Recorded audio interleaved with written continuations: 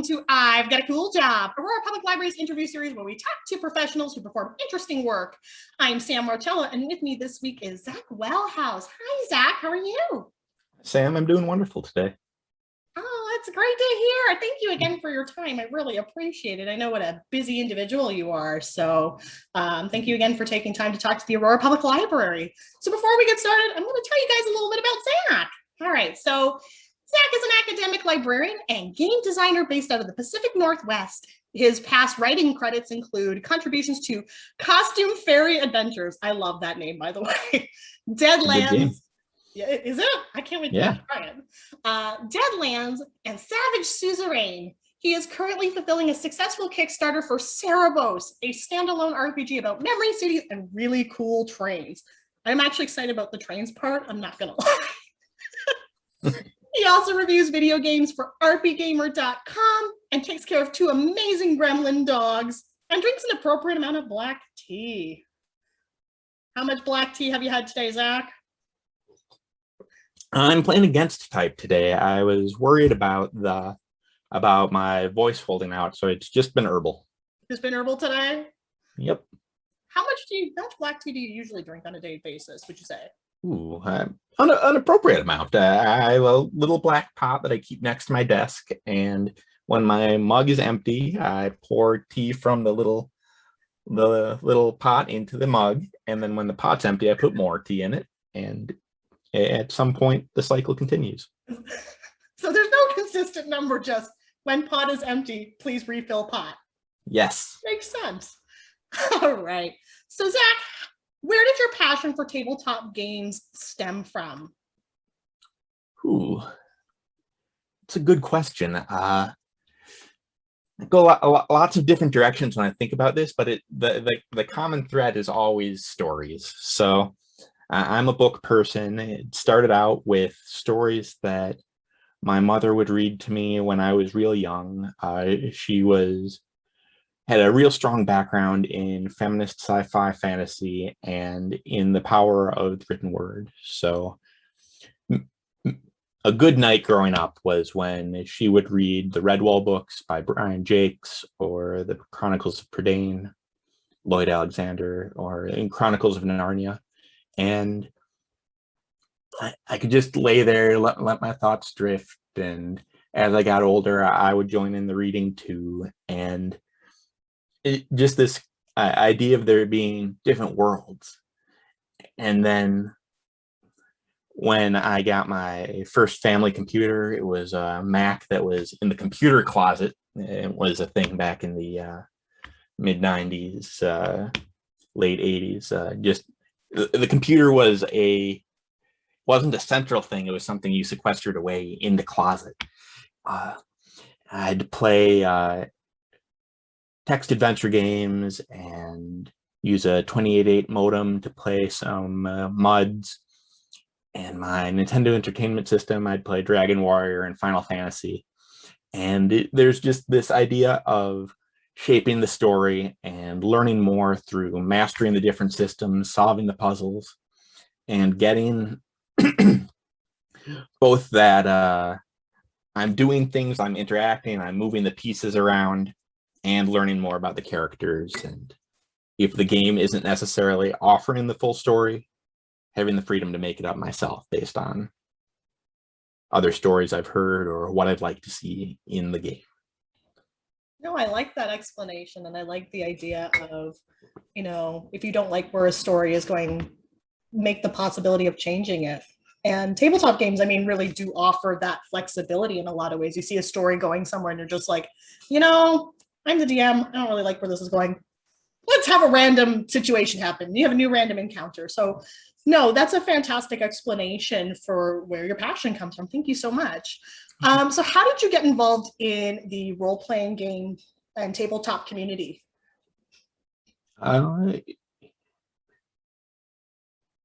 Would you say you're most curious about the playing aspect or the design aspect at this point? Well, at this point with this question, I'm going to say playing. Okay. We're going to talk about design in a bit. So playing, it was, so I had these vague ideas of wizards and dragons and the kinds of games that contain wizards and dragons being cool.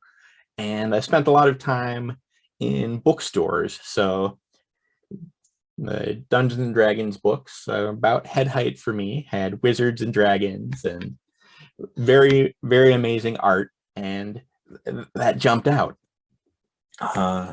Once again, my mother, being a key figure here, noticed this, and I said, "Hey, that's pretty cool." And she was working at the bookstore at the time, and said, "Well, I don't know. The people who come in and buy those books are weird."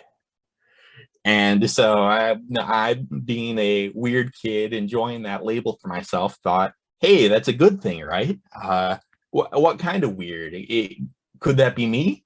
And so she talked to her friends, found some appropriate role models, I guess, in the neighborhood who were involved in Dungeons and Dragons. And the term mentor was never used, but since it ended up with me getting big boxes of their stuff, old campaign notes, books they didn't want anymore. Eventually, I did get some of the books from the stores as well. I'm going to use that word now. I got some, I had some good mentors who just gave me examples of what gaming could be. And so going through those notes, right away, I saw the creative aspects of the games. It wasn't just what's in these printed books and what's authorized by TSR is the game. It's what you create of it and your own stories that you want to see. Oh, that's fabulous. So I want to ask where, I guess you are a writer of games, particularly where your inspiration comes from, especially given you have a couple published games under your belt. Oh, definitely. I'm gonna go to my librarian training for this one. I do have experience in library land, and one thing I notice all the time in published RPGs is that there will be a section, usually at the end of the book, that says, here's some inspirations for our games. Here are some pieces of media that we drew on, or maybe some music we listened to. And those are the lists that really jump out to me because they're just like a reader's advisory kind of list. The what do I need to know to immerse myself in this atmosphere? And so in my own books, I really try to go beyond just the here's a list of authors and here's a list of titles. It's talking about what people should draw from that is what really gets to me. So and possibly the first pitch of many for Cerebros, the Crystal City, I have the different aspects of the game that are key. Like, here are books about cities, here are books about trains, here's books about memory and reflection, and also including music and TV shows, movies, different aspects that spoke to me. And if I were a more if I did create a mood board, they were the kind of things that I would put on there, just connecting with bits of string and tacks and saying, so to get into the headspace that I was in, and maybe you'd like to be in as well to share this experience, connect a little of this book, a little of this game, look specifically at this chapter or this passage or this character dynamic, and kind of smush it all together. And looking for those specific appeal factors and being able to point them out to others, I think makes the game world a lot richer. So always books, drawing a lot from other people's games too. I feel like a lot of creating games is finding things that either you didn't like in someone else's games or that you really did like and want to make your own.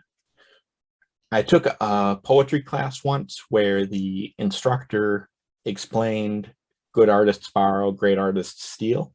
And that really makes sense to me in game design. I want to become that great artist who steals something from someone else's game and takes that idea and repurposes it so that it's no longer their idea with their stamp, but I've made it into something new that fits my need. Of course, my librarian training also says be sure to offer proper citation, proper credit, and that's definitely a full big conversation. But the idea of adapting and drawing inspirations from everything that comes before you is definitely part and parcel of the whole design continuum.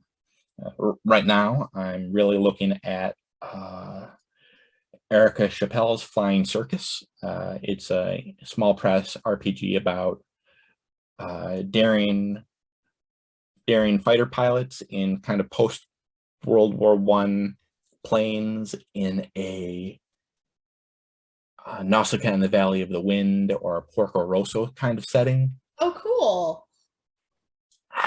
It's really about the emotion of the pilots and what it's like to be these real garbage people with important jobs, and learning about being learning the value of teamwork and how to be better people, and working through your vices, but also flying these amazing planes in super daring situations.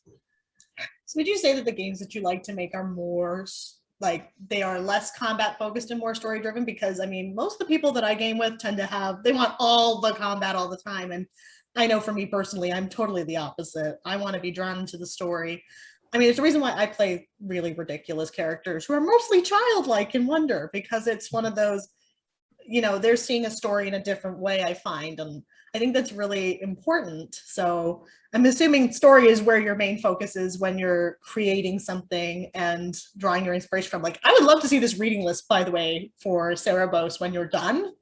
Oh, definitely. I would love to see it because I think that just sounds so cool. And I appreciate your use of librarian terminology because yeah, no, I think it's really, I always love when a book offers where their inspiration comes from. Like I love Shauna McGuire, for example, and she always has playlists for all of her books at the end. And I always make the playlists afterwards because it's like, I want to know like musically what you were thinking while you were writing this novel. So I always love when authors do that because I think it's such a personal touch that lets you see into their soul at the time of when they were creating something. So that's really cool, I think. So we've been kind of talking about it on and off. What is Cerebros, the Crystal City? Cerebros, the Crystal City. It is my newest game. It's published by Penguin King Games, and it features the work of a lot of great people. I'm still in this weird headspace where describing it as my game doesn't feel right, but my name's on the front and it comes from a passion project that I worked through all the steps. So yeah, I just don't want to lessen the efforts of anyone else, but it is my game. It's about crossing the surreal desert by train, visiting improbable cities, and learning what drives the characters. In response to your earlier question about combat within my games, I'm not against it. It's just that if there is going to be a combat, I want it to be something that expresses something about the character or is fun for its own sake. There are a lot of games or scenarios where it seems like combat is the expectation, so it's just there. What's its purpose? And if your purpose is to have fun moving little dudes around a grid and working like a tactical simulator, that's great. I've been in wonderful games like that, and it'd be pretty cool if I could integrate some of that into my own games. I'd say that's less where my design chops are, but if you're working with something like see what's a good, I had fun recently with the Sentinels of the Multiverse RPG. It's a superhero game that does have very specific call outs for combat and combat maneuvers, combat actions. And it is about the standard superhero thing of punching people in the face and lifting up heavy objects, moving real fast, stopping meteors. But at the same time, it's tied in with the systems of drama and interpersonal relationships. You know, I'm going off on a tangent. Cerebos, no, that's okay. That I appreciate it. Like, I think it's important to know where people kind of have a stance on this with tabletop games, because there are people who specifically play tabletop games to unwind, have crazy combat. And then there are the people who they want to tell an interesting story and they want people to be a part of the experience of that story. And I love that your new game is kind of more on the other side, where it is more about storytelling. And I do think in a story-driven game, especially, like if you are going to have combat, they need to be kind of meaningful moments in the story, right? Like it shouldn't just be, and then I hit him with a bat because I didn't like his face. I mean, you could do that, I'm sure, in most games, but you got to know where the players are coming from. I'm sure one of the fun elements of playing a game, a tabletop game, or watching somebody even play your game is probably seeing how players interpret elements of the story or interpret even just the combat scenarios, because everybody's going to approach it so differently based on the kind of character that they created, right? Yeah. And the character you create is I have a friend who refers to it as your fiction suit, or your tool for interacting with the fiction. The design choices that you as a player put into your character are showing your expectations for how the game is going to work, or what you value, the stories you'd like to tell. So if you do have a character who's very invested in a specific aspect of the game, it would behoove the group to take that into account when designing or playing the game. All right, so kind of shifting gears a tiny bit. Training gears? Hey. My curiosity, because when I first met you many years ago, you'd actually published a game for Savage Worlds called Suzerain. So I want to know, and I hope I'm saying that, is it Suzerain? Yep. Hey, I'm smart. What were some of the differences in creating a game like Suzerain versus a game like Cerebros? I think the key difference that all other differences spread out from was that Suzerain was a freelance position. It was one that was advertised through some contacts I had in the industry, and I was paid a flat rate. And the basic scenario was, hey, I, the owner of Suzerain, am taking a system I created and I'm converting it over to the Savage World system because it's doing some interesting mechanical things. It has a specific audience in mind that the original game maybe didn't have. And so I was adapting a pre-existing system to a larger, more popular system. There is a lot of me in the words of Suzerain, but at the end of the day, it is somebody else's baby. What would you say, like, adapting that with a pre-existing system versus making your own system? Like, what's some of the things that you learned on that project? Because Savage Worlds is I love it. I think it is such an easy system to learn compared to some versions of Dungeons and Dragons, but that's me. I like things to be pretty simple. Whereas, like, what is the system in Cerebros like by comparison? Oh, definitely. So it would, through conversations with the Suzerain team, it became clear that what they were looking for was a very action movie or prestige TV style game, quick, punchy. So it really did tie in nicely to the strengths of the Savage World system. Savage Worlds is a system that I really like for combat because it does allow a middle ground between tactical crunch and a little speed, and it allows you to do some neat maneuvers that aren't expressly listed in the book. So there's some flexibility as well. And so I wouldn't say that it would, I can easily imagine a more challenging thing, like convert it. I'm looking for a literary example, like turning Journey to the West into a kung fu action movie would be a very common genre shift, something that makes sense. But turning Jane Austen into a zombie movie would take a lot more moving parts and hard decisions, deciding what to save, what to change, what to adapt. And working with Suzerain was more of the former. So it was figuring out, how does this translate to that?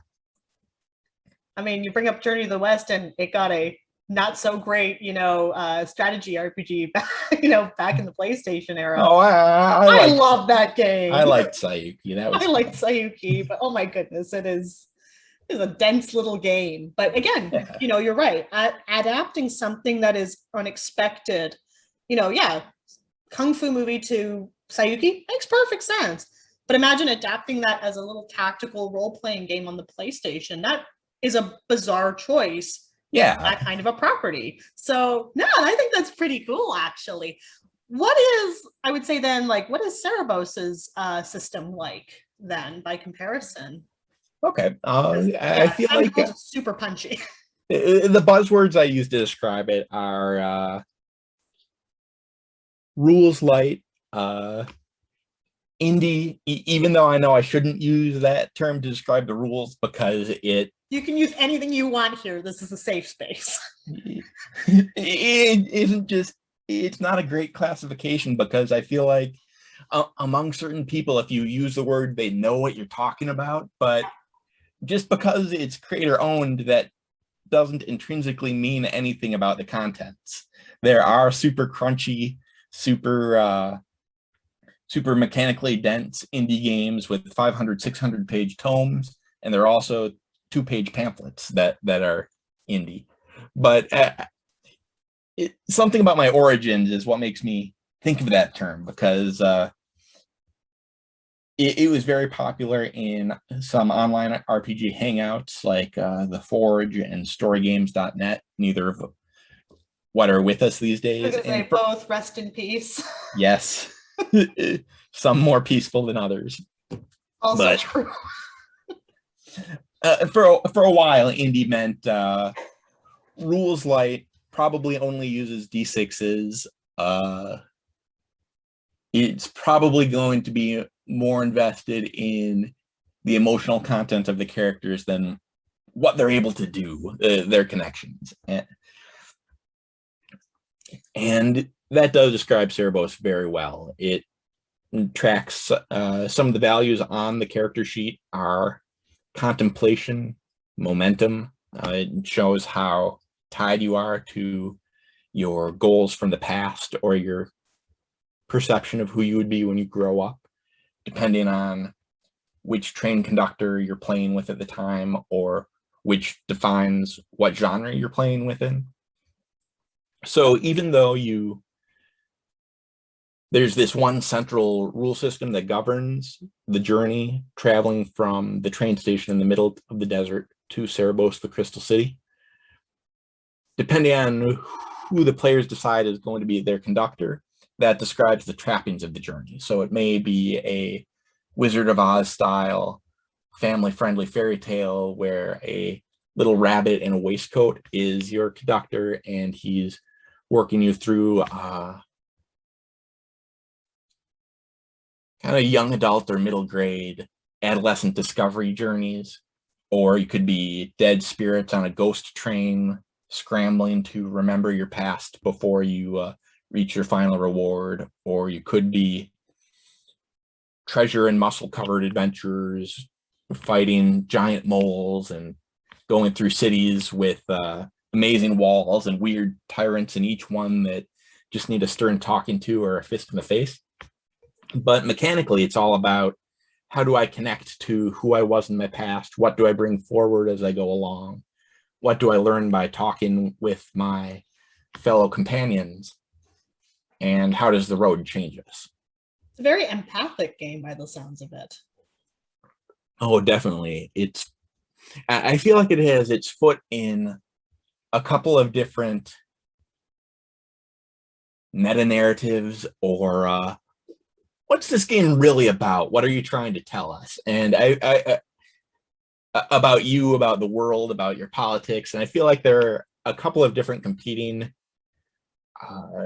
definitions depending on what part you read of the book or how you choose to combine them.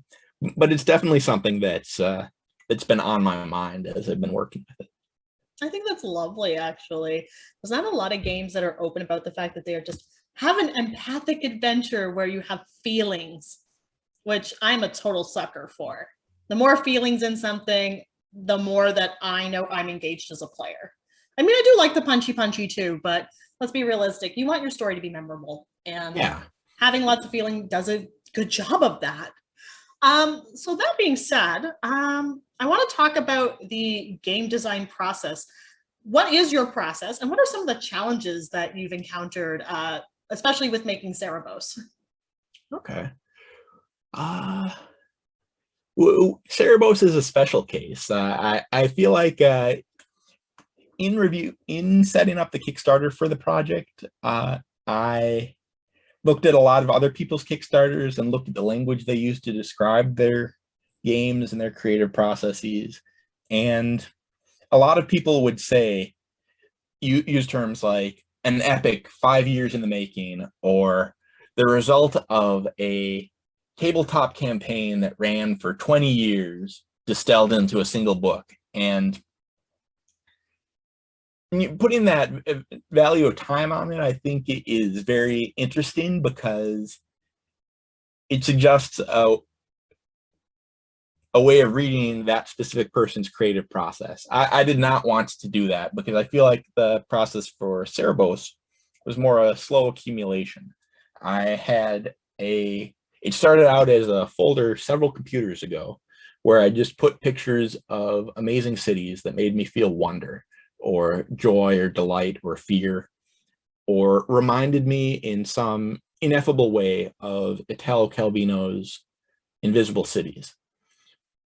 And so at the beginning, I thought, hey, I'd like to create a game like Invisible Cities, which doesn't really share a lot in common with games. It's one of those weird translations or challenging translations that we were talking about earlier. Yeah.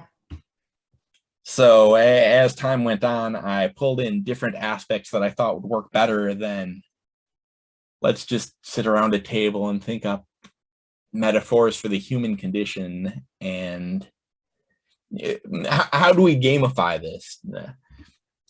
It's another fraught term, by the way, gamify, but that's fine.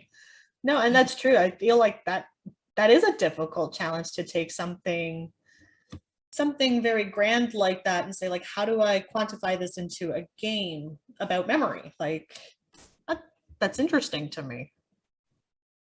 And eventually I rolled in a couple of other projects. So it's no longer Invisible Cities, the game, but the book does have a prominent place in the bibliography. Okay. So over the years, I'd occasionally talk with my friends and say, hey, I'm working on a game. I think I got something this time. You want to try it? And this would be between other campaigns, or when the GM was sick for an extended campaign, or eventually as this project gained steam. There were people who wanted to play it more, who would ask, hey, how's Cerebros going? We should play that sometime. And through each of these iterations, I learned different things about what other people wanted, what I wanted, what made it fun. And were I doing this in a more concentrated way, it wouldn't have taken nearly as long, but it also wouldn't have been nearly as personal, I feel.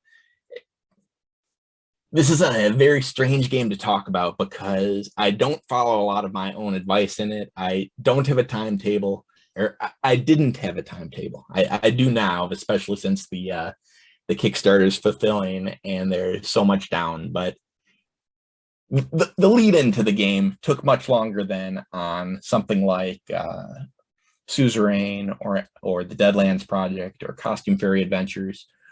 Those were all Zach walks onto a project, Zach has a deadline, something comes out of it. Cerebros is more, it'll be done when it's done until the Kickstarter arrives. Then suddenly there was a deadline. Suddenly it's, uh-oh, I need to have this done so that things can be fulfilled and people can have a nice, beautiful physical book in their hand. Yeah, I'm working with artists, I'm working with other writers. And so if I don't have that writerly discipline, then other people suffer. No, and that's understandable. And that's actually a fantastic point to make about the challenges of creating a game, especially it may be your passion project, but if you've got enough people on board assisting you, then you need to be able to manage, the art, the layout, how things are positioned, even in the book. Well, I said layout, but layout makes sense. And even just in terms of what they're doing in terms of writing as well, you want it all to be cohesive and you want it to, I guess, have the look and feel of everything that you want. But it also, you could end up with something that you're just like, oh no, this is not what I wanted, and we might need to go back to the drawing board. And I'm assuming those can be very awkward moments if they do happen. But working with lots of other people on a game, there are so many moving parts, and I think a lot of people don't recognize in any kind of gaming setting, being board games, video games, tabletop games, there is so much more going on in the background that has to make sense so that when a player is participating, they understand that what's going on. So I think it's really awesome to hear about your design process and the fact that, yes, this is a personal game, but you've made it so that it is accessible for others, because you realize playtesting it with others, you could see what they wanted from it, but also if it still followed kind of, I guess, your mantra for what you wanted as well. Yeah, definitely. The perfect game is the one that exists within my head. I never have to show it to anyone. I never have to type it. It's just this beautiful, pure thing, untouched, but then breaking it down into discrete tasks and making sure that other people, it works with other people, and I've written the boring connective text between all those beautiful parts. That's a completely different kettle of soup, and it's a beautiful, wonderful thing, and it's the actual game that exists, because eventually it does have to come out of this incubator, or else it's just a thought experiment. But it has to materialize at some point. Yeah. Is there a game that you consider, and it can be a video game, it can be another tabletop game or a board game, that you consider the kind of perfection that you wanted to aspire to when you were making your own games? Ooh. I mean, I know you and I both like Suikoden, but let's be realistic. Is Suikoden the perfect game? It could be.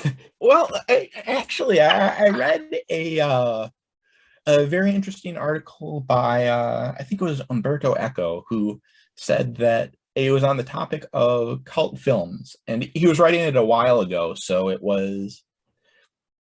definitely doesn't take the modern concept of cult films into account. He was talking about Casablanca specifically, and saying that the reason people keep on coming back to it, and it's so great, and people keep on interpreting it and getting fanatical about it, is because it's not perfect. It's weird. It's lumpy.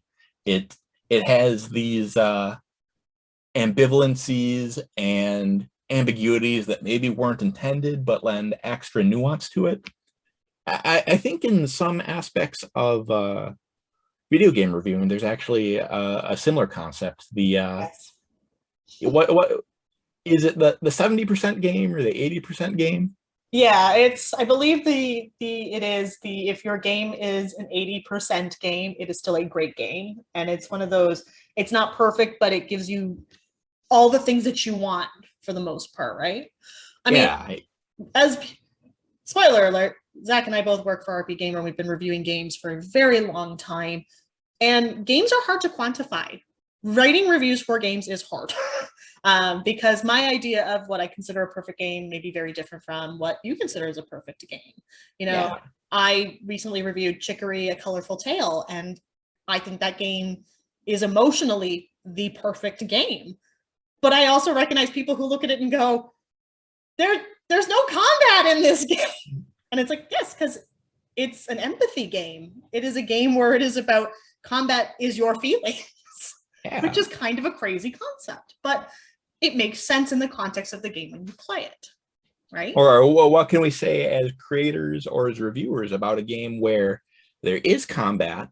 It's not very good, but but the music is incredible. There's a side story system that lets you get really into characters' heads. It does something that no one else has done with the controls. It's something that you keep on coming back to, and people make shrines to the characters. They dress up as the characters. They identify with the characters, and that's the kind of game that I see myself drawn towards the most, both video and tabletop, because aiming for perfection, that's never going to happen. But finding something that connects with some weird kid who may be me in a different form, or that perfectly and idiosyncratically captures the zeitgeist at the time, that's beautiful. So my perfect game, something that I would be proud to create, probably wouldn't do that great on Metacritic, but it would hit the people who need it at the perfect time in the perfect place. That is, I think, the most lovely thing I've ever heard. Because I mean, we've definitely played some games where we look at the review on Metacritic. It's like, I gave this a 3, and 3 out of 5 is not the nicest score, but my God, there were so many things about it that I loved that, I can still recommend this to somebody and say, no, you should play this. Yeah, this part's lumpy or this part's really bad, but please play it because it has other elements that are great. I think it's so important that, when we're playing any kind of a game, that we recognize its imperfections and you just be okay with them to some extent, because you might play something that you don't like, but recognize that it has value to somebody else. So I love that. And I think that's really just an inspiring message in a lot of ways. So my last question for you is, what do you suggest to new players or aspiring game designers who want to get into games? What would your advice be? After my previous comment about maybe don't aim to be the highest score on Metacritic, I'm not sure how many people would want my advice. It is very shaded by, for me, game design is a side hustle. So the question is, when you go into game design, what do you want from it? If you're looking for it as a full-time job, be realistic. For a while, I definitely think that in my generation, getting into game design was what this generation sees as being a VTuber or a YouTube streamer, or being the Critical Role guys, the job that everyone wants and everyone has perfect qualifications for, but there are only a small handful of those jobs. So if you're looking to sustain a family and have many of the outward signs of success, it's going to take a different path than I took. For example, my education is in English Lit. It's in libraries. If you're preparing from the ground up, I'd say look at something like the NYU Game Center or a program in game design. Something like that will give you the chops, the connections, and especially, I already said it, but the connections, because a lot of game design work, especially at the freelance level, is very much getting an email from someone you've worked with previously saying, I'm working on a project that seems like your speed, or I'm looking for people who can do this work in this amount of time for this amount of money. And so having those connections is great. The next question then is something like, how do I get those connections? And That's a weird one. The best advice I got about connections is don't trust advice from anyone who's been in the game industry for more than 10 years, because things are always changing, and the next big thing is going to be the next big thing because it's surprising, not because you're doing something that someone before you gave advice about. So it's a bit of a cop-out, but I can say that within that nebulous flexible cloud, learn about contracts, learn about pay rates, learn what your time is worth and how you value yourself. It seems like there's a constant push and pull in the game design space, especially the indie design space, saying never work for free, never work below a certain amount. But if you don't get your work out there, if you don't publish passion projects on itch.io or as small zines where you're not necessarily making a profit, how are people going to hear about you? But if you're always burning the midnight oil, destroying your health, putting out works for people who are just straight up abusing your goodwill, and who are thinking, oh, this person's just a dilettante or a hobbyist, so I can pay them 1 cent a word for massive influxes of creativity and talent and time. And of course, I'm referring to other people here. I'm not saying that I have this massive influx of talent. It seems like everyone I've talked to in the design field has had a story or knows someone who was ripped off by a bad contract or bad pay rate. Sometimes there's the idea that people are paying their dues by slogging through this until they're recognized as a true artist. I don't hold any truck in that, but at the same time, I don't think I've seen a perfect example of someone who's been able to balance that.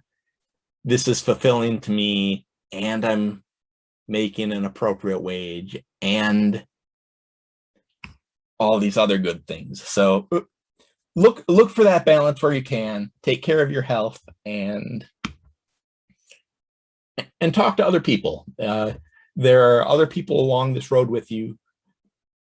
At least in my experience, they haven't been enemies. They've been, you can take the stance, if someone else gets that job that I want, they're the enemy. But at the same time, they're a fellow creative. There's someone who has been through the similar unpleasant parts of the job as you, and who recognize the soaring heights, the beautiful bits, the parts that keep you coming back to tell these weird stories and say, yes, it's worth my time to